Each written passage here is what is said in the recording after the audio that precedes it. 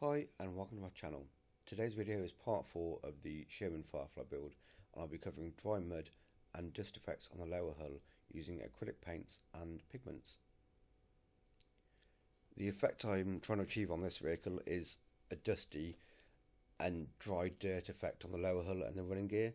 I'll be using Vallejo acrylic paints with a retarder and also some pigments for the dust. I'll also be detailing the running gear with a bit of chipping and also mud and dust effects. The paints I'll be using in this to start off with will be Vallejo model colour Flat Earth, which is 70983, followed by Panzer's Dark Mud, which is 316, and then model colour Chocolate Brown, which is 70872. And I'll be using VMS paint retarder specifically made for Vallejo paints. You can use any paint, just need the appropriate colours, and you don't need to use the retarder. You can just use water. I just find it easier to work with the retarder. You can also do the effect with oil paints. The only reason I'm doing it with acrylics is because it means you can put extra effects on afterwards with oil paint and not reactivate the acrylics because they'll dry. And it's just another way of doing things which is different, and it expands your techniques. I add the colours to a colour palette along with some clean water, and I also add a couple of drops of the VMS retarder to the paints. I also have some kitchen towel handy and some earbuds or Q-tips to do a little bit of cleanup if I need to. I start on the lower hull and on the top plate, using the darker colours right in the corners because that's where you get more moisture, and around the bogies and any of the attachments on the lower hull you'd get a lot more moisture into the mud, or it would stay there for longer. So I use the darker colours there, but I just use all three colours and modulate it so I get a nice stipply pattern. On parts that are not vertical, as in tops of things, you'd find, and bottoms, you'd find more of a sort of stippled look rather than a streaking look, because it would be dripping off, not dripping down. Then when I move to the side of the hull, I'll be using streaking because the water would carry the dirt down. By adding the paint retarder, it makes the watercolours or the acrylic paints act a lot more like oil paints, so you can streak it quite easily. It's the only difference is that it doesn't wet as much as oil would, as in it doesn't spread out a lot, so it is slightly more controllable, and I think it's just a good technique to have.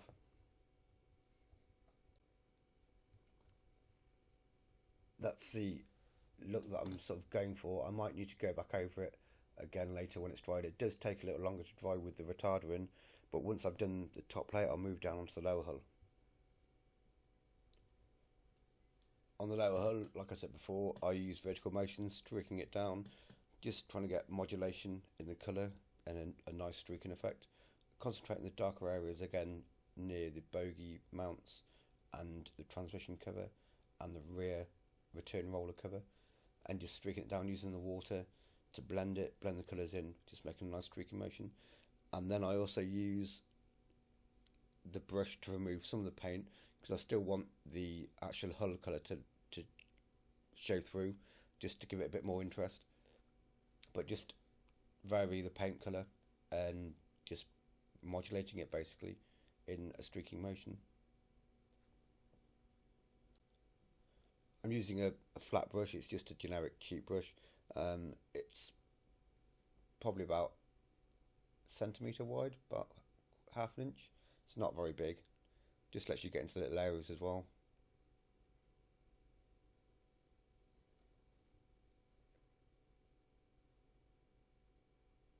So here I'm just removing the paint off the brush to give it to clean some of the paint off, give it a bit more streaking, just again so I can see the hull colour. Then adding more colours, just modulating the colour all the time, making it lighter, darker.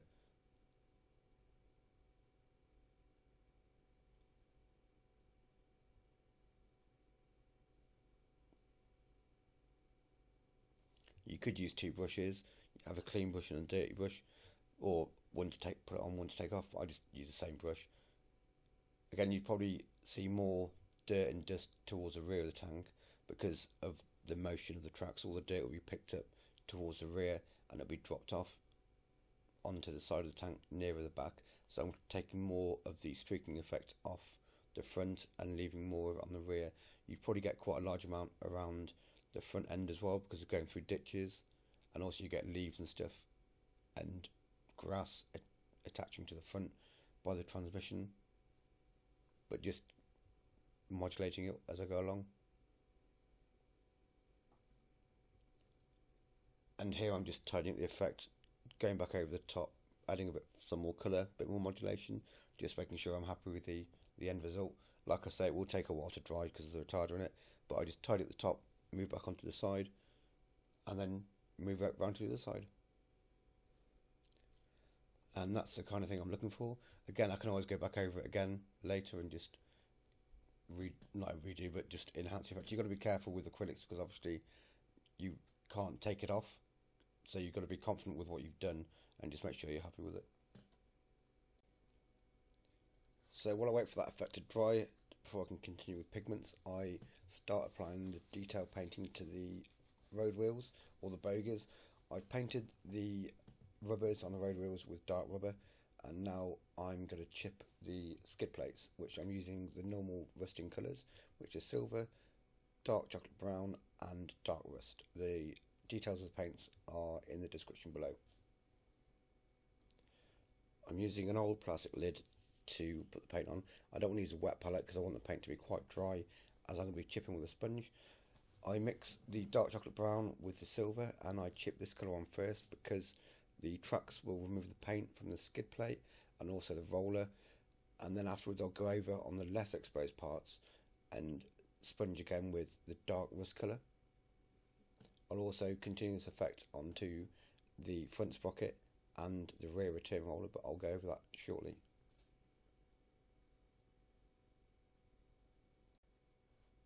I'm just using a piece of packing sponge which has been glued onto an old earbud or Q-tip. I'm applying the paint to it. I'm doing the silver first, applying the paint to the sponge and then dabbing most of it off on the kitchen roll, then putting it onto the skid plate and the rear roller.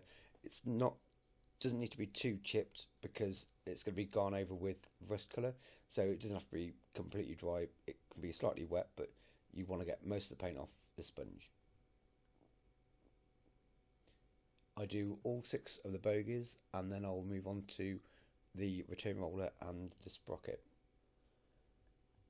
I apologise for doing this on my hands. I've been working on a few projects and I've spilt some paint on when I was doing some airbrushing. So now I've moved on to the return rollers. Just going to go around the outer edge of these because they had no rubber on, they were just steel. So I'm just applying the silver effect again onto these.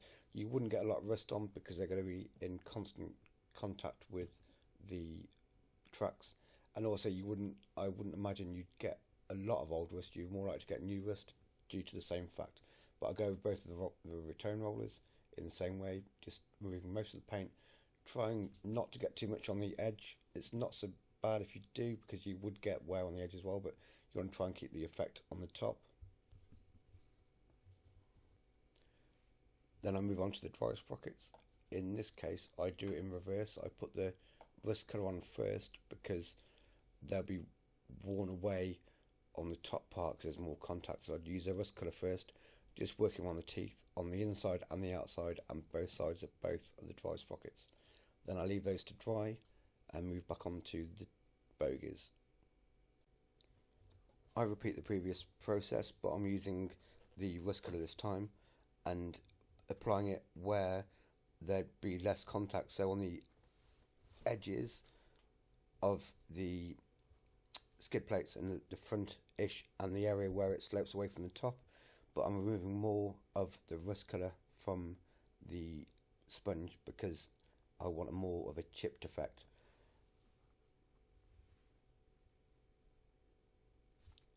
I'll do this process on all 6 of the bogies, then move back onto the rear return rollers, and also I'll apply the rust effect. Sorry, I'll apply the silver onto the dry sprockets because I'm doing that in reverse to this on the skid plates and the return rollers.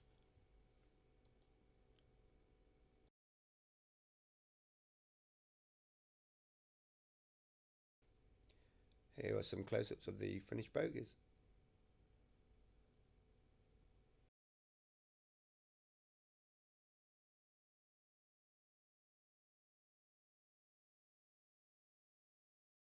Now the lower hull is done, I can move on to the pigment stage. I'm using Vallejo pigments. They are 73105 natural sienna, 73109 natural umber, and 26233, which is a pigment binder. I also need some water and just a normal oldish brush at about number 2, number 3. Again, I start on the top, just adding the two different colours, using mainly water with a little bit of pigment binder. Just not putting too much on, just getting a nice mix of colours on there. Well, there's only two colours, but getting a nice blend of colours. Focusing mainly towards the rear and the inner edge. And then I also start working the same effect on the inner edge of the lower hull. So when you look at the tank from the side, you can see bits of mud hanging down as well, using again the same colours and pigment binder. And I move on to the lower hull, focusing with the majority of the pigment on the edges where it would collect, dry mud would collect, along the same lines as the paints that I used. So around the bogies, under the hull, and just in the areas where you'd get a lot of build up. You can also clean off some, as I did there with a cotton bud. If you do have too much build up, then you can just clean the brush off in the water, wipe on a kitchen roll, and just wipe off the excess pigment that you don't want with either the brush or the cotton wool bud. And again, some photos of the end result. Next, I move on to the bogies again with the pigments, using exactly the same pigments, but I mount the 3 bogies on cocktail sticks. They're not cocktail sticks, they're burger skewers with double-sided sticky tape. And then starting from the rear, I do all of the bogies with mud collected around the inner edge and under the skid plate, with more on the bogie nearer the back, and then reducing the amount you get towards the front to go in to match in with the lower hull. So I'm just using pigment binder and water and getting the pigment under the skid plate, because it would fall off the side of the tank and then bounce onto it, if that makes any sense. So just doing a build up of pigment around the back edge of the bogie.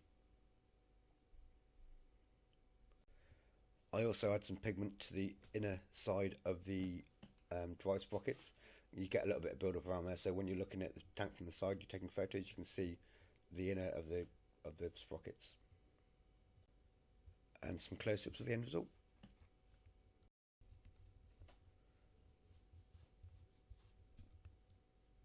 Whilst the bogies were drying, I did a small amount of colour modulation using oils, or using washes, basically homemade washes, using quite strange colours, but I like to do, it just gives a variance to the colour of different panels. So although the tank's been modulated, it gives the tank a different hue in different areas, and it gives a bit more interest. You don't need a lot of colour.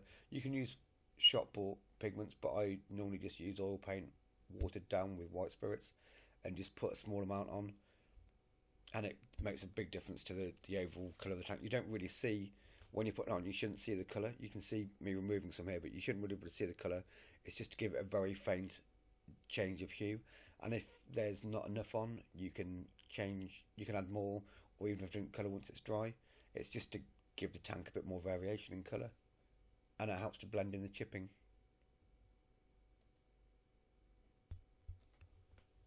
Once I've worked around the lower hull, I move on to the turret.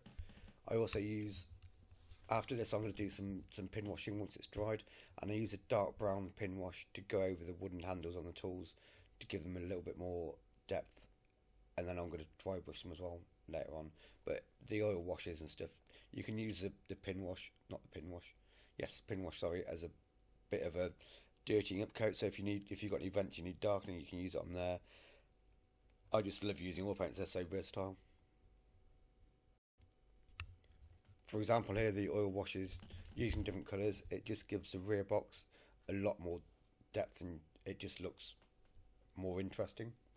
But that's pretty much all I've got time for this video. I'll leave you with some stills and a little bit of a video of the tank. Now it's got to this point. I also fitted the tracks, which I used the same pigments on the inners. That's why I was using Vallejo, because you don't want to be using oils on tracks so much, because it's, well, rubber tracks, because it sucks in. It tends to, I've found that it makes the tracks shrink, so I always find it better to use water-based pigments on tracks that are vinyl. And hopefully next week I'll have the tank finished and mounted on diorama. I hope you enjoyed watching. If you have, please leave a like, consider subscribing to my channel if you want to see more content like this, and leave a comment. Love to hear any feedback from you. Thanks for watching. See you next week, hopefully. Bye.